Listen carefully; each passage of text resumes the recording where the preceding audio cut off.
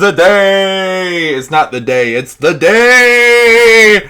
The day that has come where I finally see Avatar Fire and Ash, the third film in James Cameron's Avatar franchise. How's it going, my non-existent viewers? Is TVB. And today, I finally saw Avatar Fire and Ash. It's a Thursday night, and tomorrow it's officially being released in the theaters for December 19th, and it's like, oh man, this is, I know when I did like my 9 most anticipated films of the year list, back when I reviewed Anora this past January, I like said, I didn't make that a cohesive, like, ranked list, like a top 9 list, just a 9 list.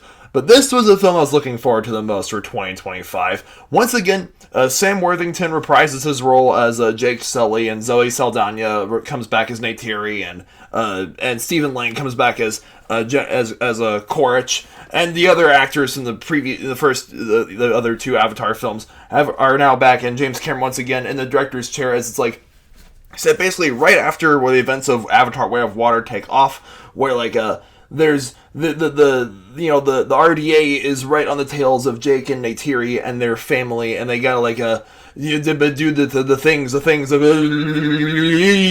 of those things include how like the RDA wants to figure out how to like one of the major weaknesses that humans have on Pandora is that they cannot breathe like the planet's air, so they gotta wear the air masks.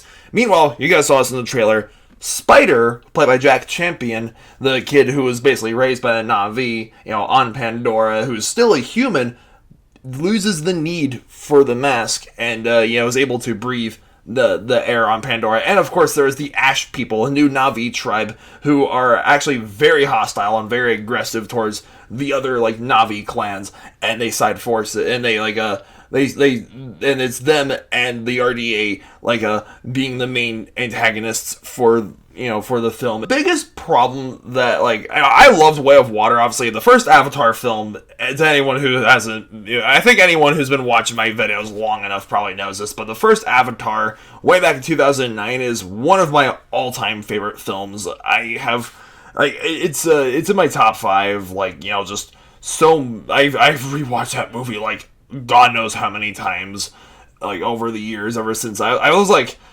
11 when that film was dropped in theaters. So oh my gosh, I honestly I don't even know where I even begin with how much Avatar and Jurassic Park and Star Wars and other sci-fi classics have just made me into the person that I am today. And so it's whenever with there being 2 more sequels in the Avatar franchise, I have really high expectations for them, because visually speaking, this does really need to be said. The Avatar films are made to look pretty and to revolutionize 3D, technology of film. And it's I only rarely see movies in 3D or in IMAX. Today was the one time I decided to see a movie in IMAX 3D, and oh my gosh, the whole world feels so alive.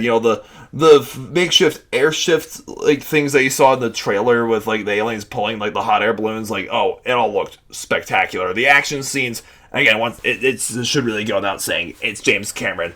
Directing an action scene is another Monday at the office for him. It's they're so compelling with the world and the Ikrans, the flying banshee things, and all different creatures that inhabit Pandora, both on land and water and the sky, the gunfights, the bow and arrows, the explosions, just, oh my gosh, it all just, chef's kiss, was fabulous. But I will say this, though, I was kind of hoping they would avoid something with Fire and Ash.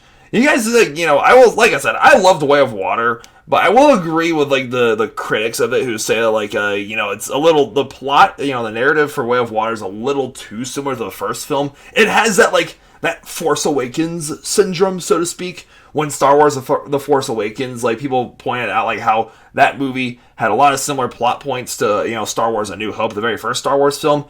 People were criticizing Way of Water for the same reason, it was just, retreading the first film, in the sense where, Jake is, former human, now in a Na'vi body, and has, learned the ways of, a tribe in the first film, and then in the second film he does that pretty much the same thing, but a different place with a different tribe with his family this time. Yeah, I will say this. Fire and Ash definitely suffers from Force Awakens syndrome, not in the same way that like Way of Water does, which I think simultaneously worked in the film's favor, and also it was simultaneously a strength and a weakness. Like this film is 3 hours and 17 minutes long, and I will say this: the film simultaneously feels longer than it actually does, but also feels faster than it actually does too. James Cameron's got like a knack about that, directing these super long movies that don't feel as long as they actually do. The pacing, there's a lot this film tries to do at once with like Jake and his family, and there's without going to spoilers, obviously there are ways where this film does harken back to the first film in the franchise, but also does so in a way that's very entertaining as well.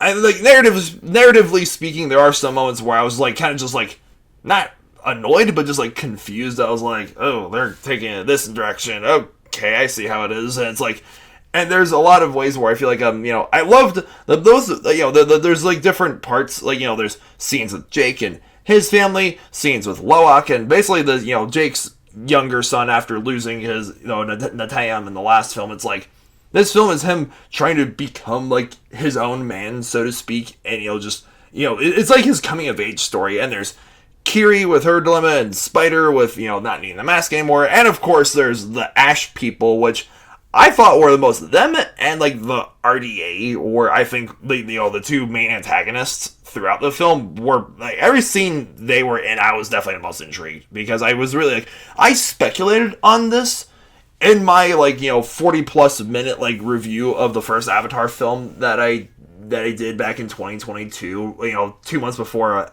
Way of Water came out. I was like, the Na'vi are obviously very inspired from Native Americans and other various indigenous tribes from throughout the world. And one thing I wanted to see, I've been wanting to see in this franchise, is an antagonistic Na'vi threat of some kind, just like how Native Americans and people from other parts of the world were having intertribal warfare amongst each other long before Europeans showed up in those continents. I was always speculating for years okay, at some point in the Avatar franchise they're gonna showcase a hostile Na'vi tribe towards the other Na'vi, because obviously the first film was a very allegorical, save the trees, anti-colonization message. So it's but here's the thing: European colonizers throughout human history use divide and conquer tactics, hiring one in Africa or in the Americas, having one tribe, hiring one tribe to take join them in fighting the other tribes. And I was like, they're gonna do that at some point in the Avatar franchise, and they finally did. And I gotta say, every scene with Korach and Varang, the leader of the Ash people, I was zoned in, because the whole world of Pandora, the lore surrounding it, it's it's low key Lord of the Rings in outer space, which I guess Star Wars is like that too, but I digress. Yeah, there's just so much detail and different pieces of world building that I really can't wait to see what they do next for 4 and 5. And like I said, yes, the film does I will say this, I will agree with the critics that people say who are already saying that, hey, this film is the plot, the narrative is very simple, but it's James Cameron intended that Avatars 2 and 3 were basically tell the same story but in 2 parts. Apparently they're gonna do something similar to that for 4 and 5. We'll see how well Fire and Ash does at the box office. Will it crack $2 billion again like its 2 predecessors did?